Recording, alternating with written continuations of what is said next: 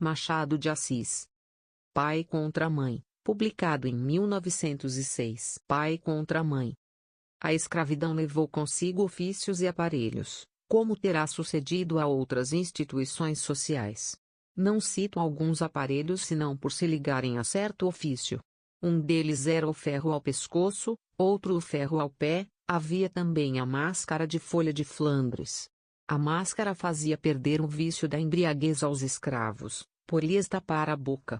Tinha só 3 buracos, 2 para ver, 1 para respirar, e era fechada atrás da cabeça por um cadeado.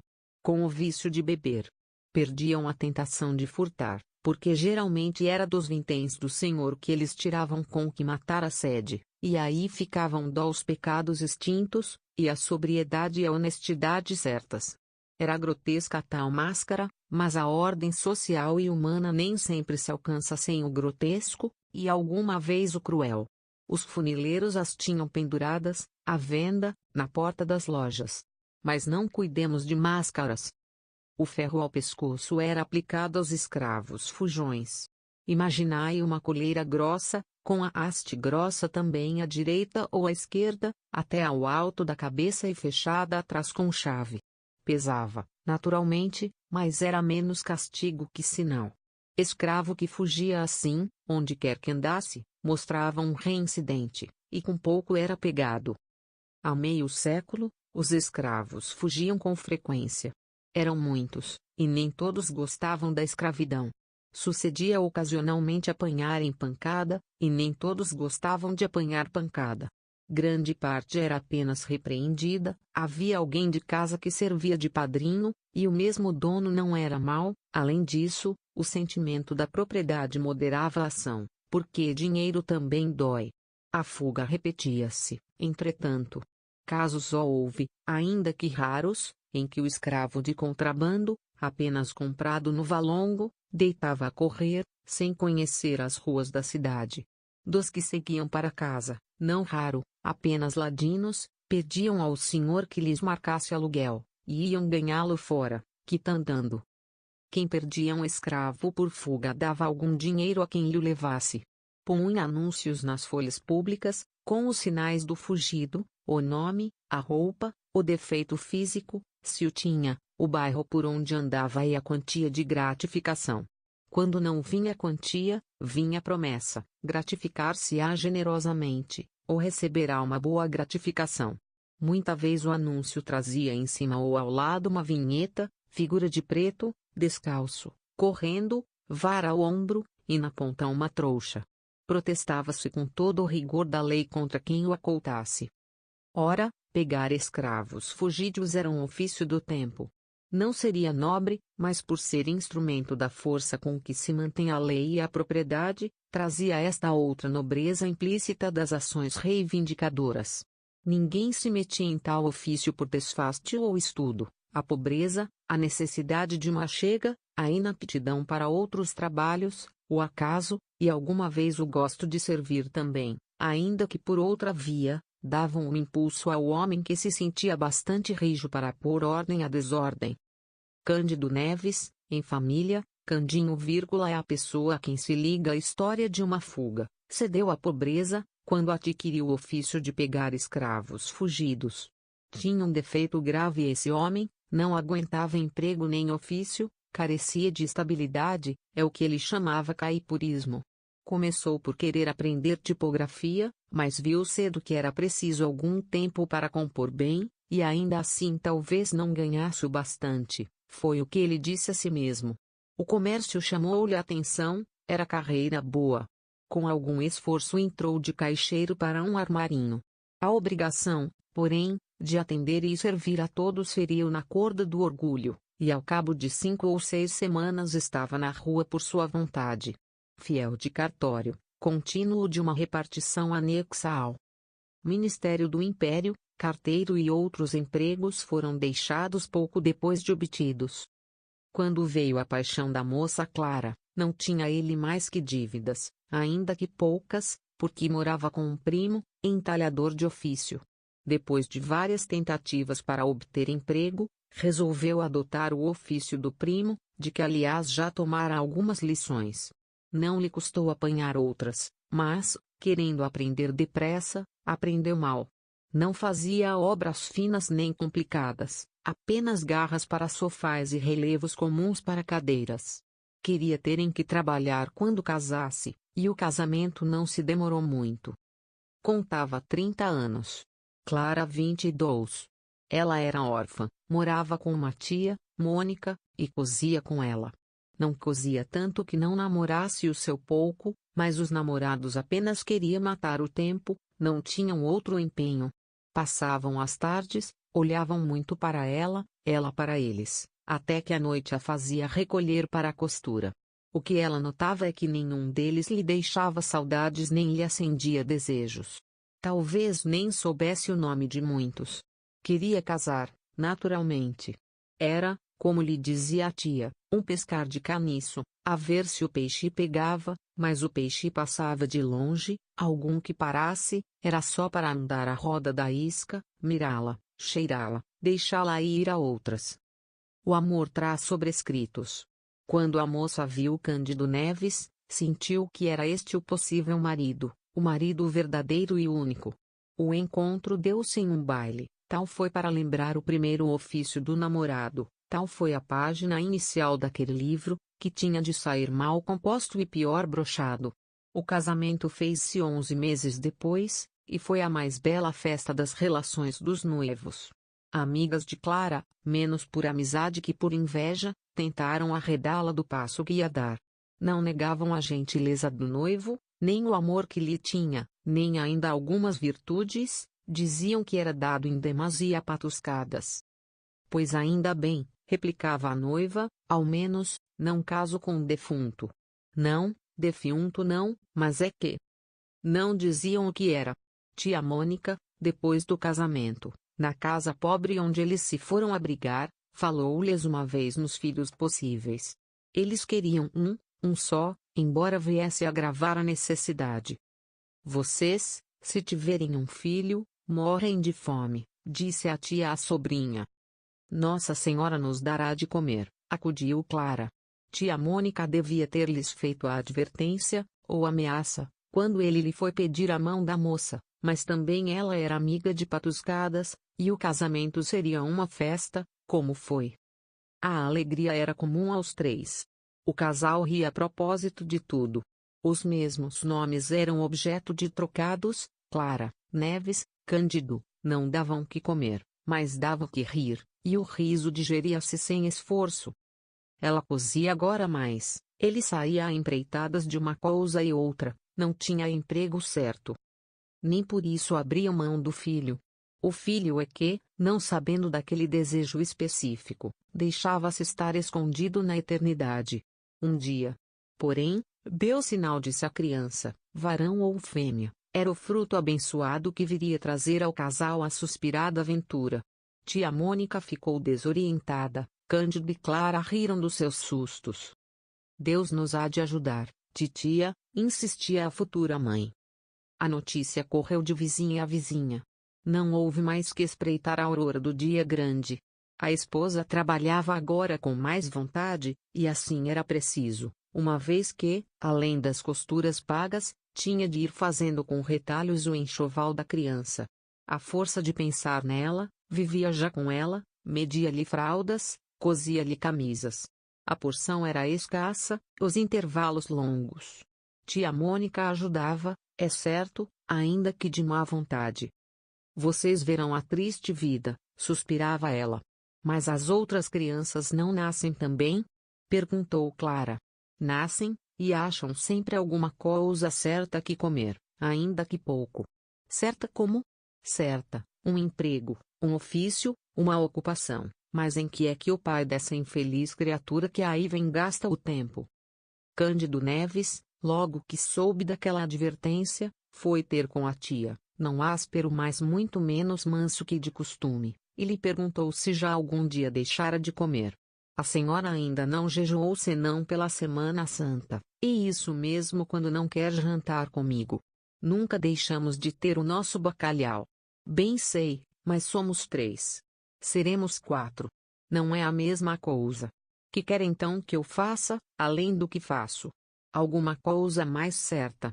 Veja o marceneiro da esquina, o homem do armarinho, o tipógrafo que casou sábado, todos têm um emprego certo. Não fique zangado, não digo que você seja vadio, mas a ocupação que escolheu é vaga. Você passa semanas sem vintém. Sim, mas lá vem uma noite que compensa tudo, até de sobra. Deus não me abandona, e preto fugido sabe que comigo não brinca, quase nenhum resiste, muitos entregam-se logo. Tinha glória nisto, falava da esperança como de capital seguro.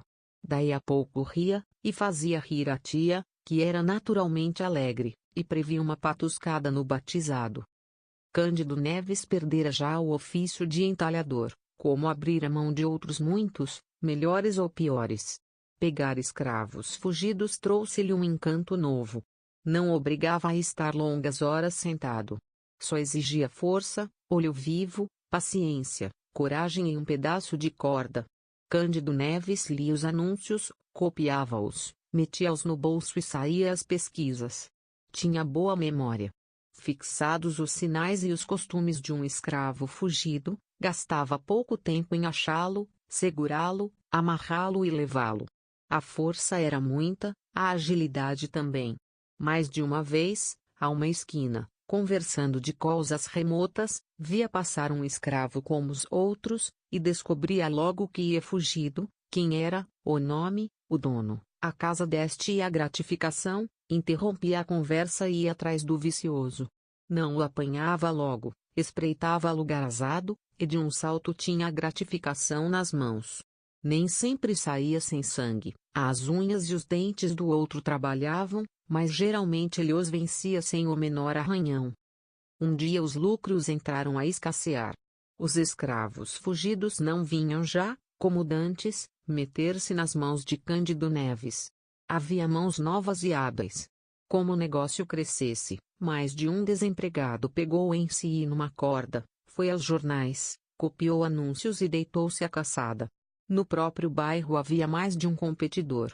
Quer dizer que as dívidas de Cândido Neves começaram de subir, sem aqueles pagamentos prontos ou quase prontos dos primeiros tempos. A vida fez-se difícil e dura. Comia-se fiado e mal, comia-se tarde. O senhorio mandava pelo aluguéis. Clara não tinha sequer tempo de remendar a roupa ao marido, tanta era a necessidade de coser para fora.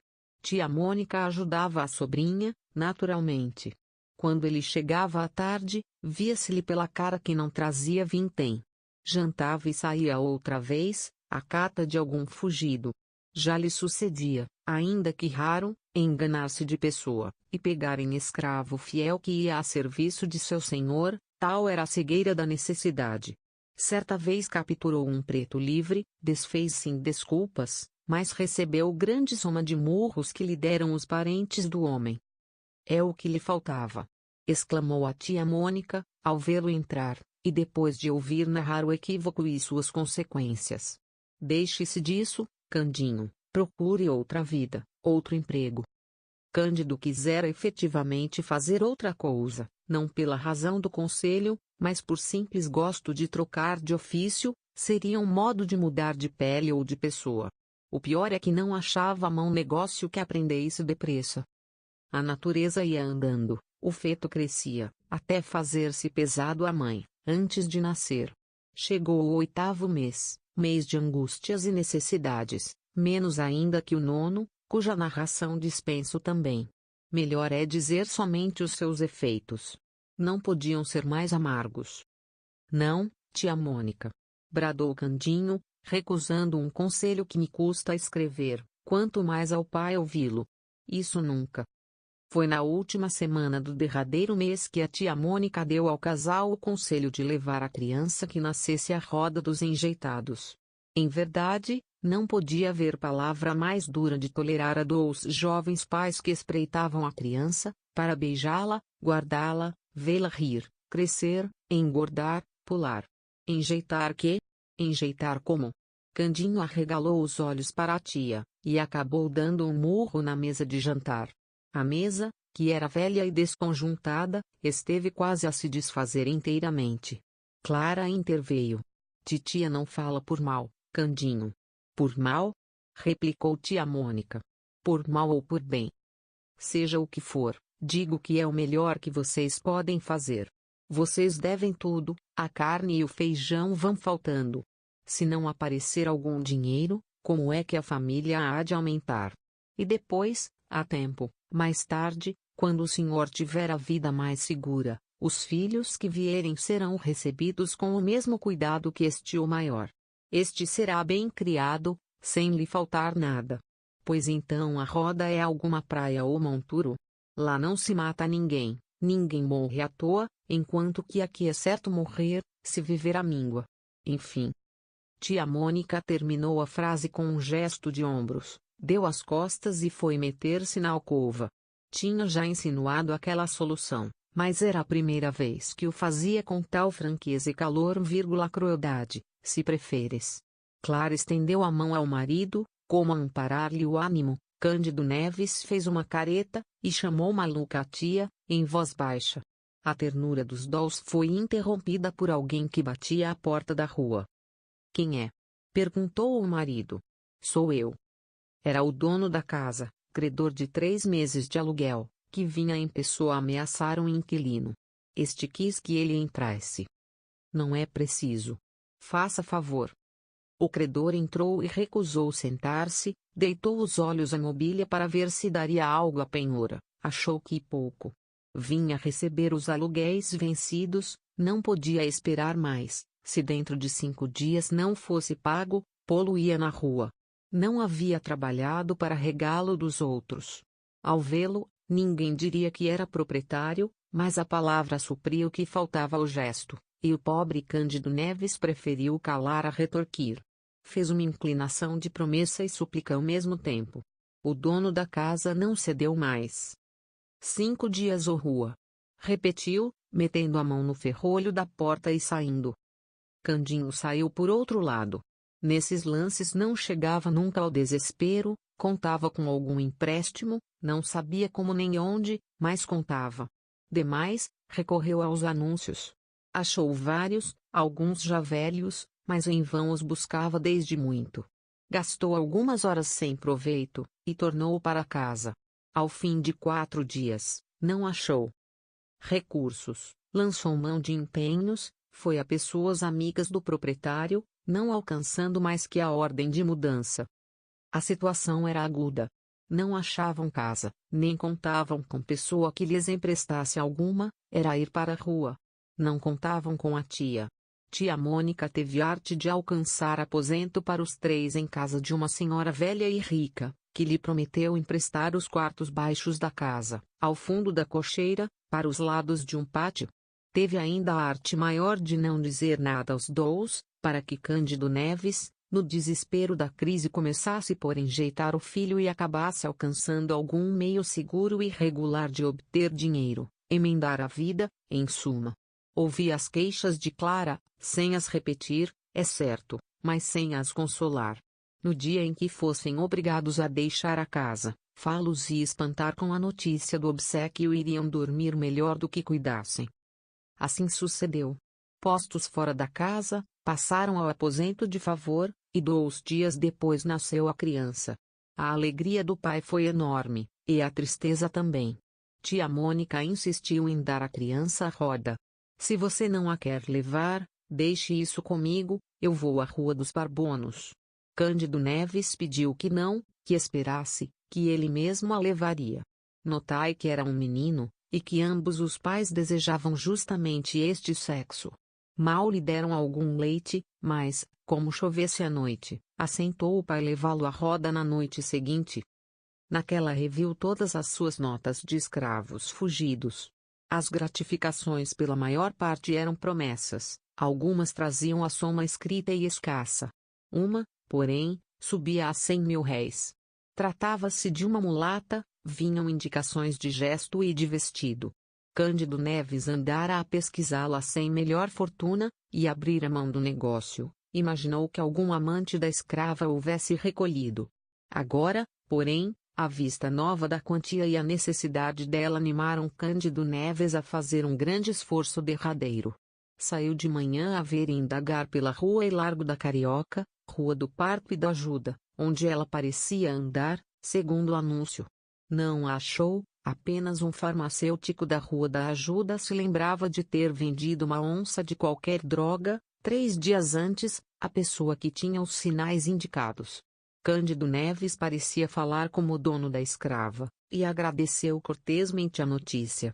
Não foi mais feliz com outros fugidos de gratificação incerta ou barata.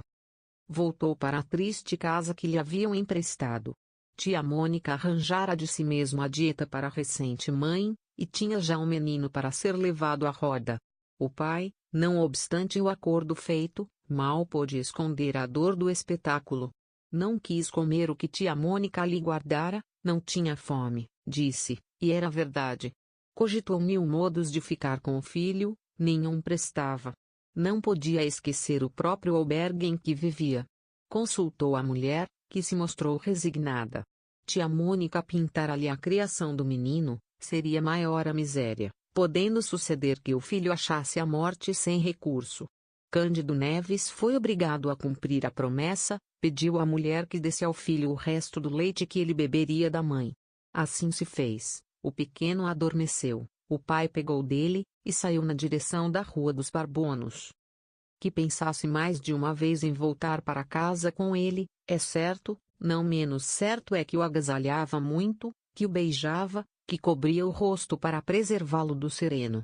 Ao entrar na Rua da Guarda Velha, Cândido Neves começou a afrouxar o passo. Hei de entregá-lo o mais tarde que puder, murmurou ele. Mas não sendo a rua infinita ou sequer longa, viria a acabá-la. Foi então que lhe ocorreu entrar por um dos becos que ligavam àquela Rua da Ajuda. Chegou ao fim do beco e, indo a dobrar à direita, na direção do Largo da Ajuda, viu do lado oposto um vulto de mulher, era a mulata fugida.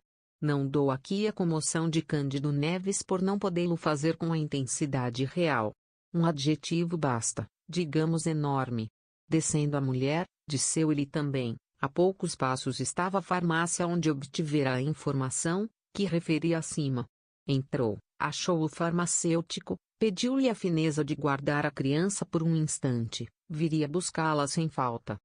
Mas Cândido Neves não lhe deu tempo de dizer nada, saiu rápido, atravessou a rua, até ao ponto em que pudesse pegar a mulher sem dar alarma.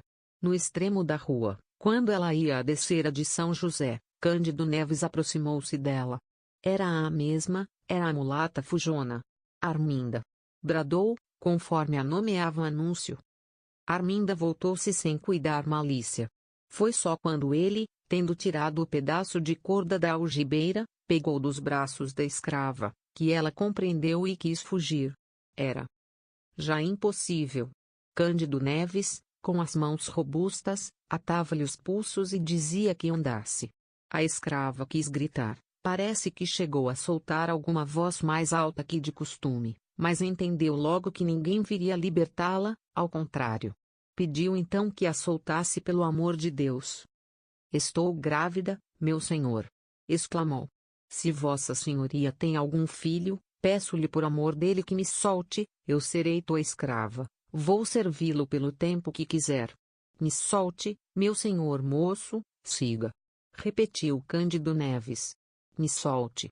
Não quero demoras, siga. Houve aqui luta, porque a escrava, gemendo, arrastava-se a si e ao filho. Quem passava ou estava à porta de uma loja, compreendia o que era e naturalmente não acudia.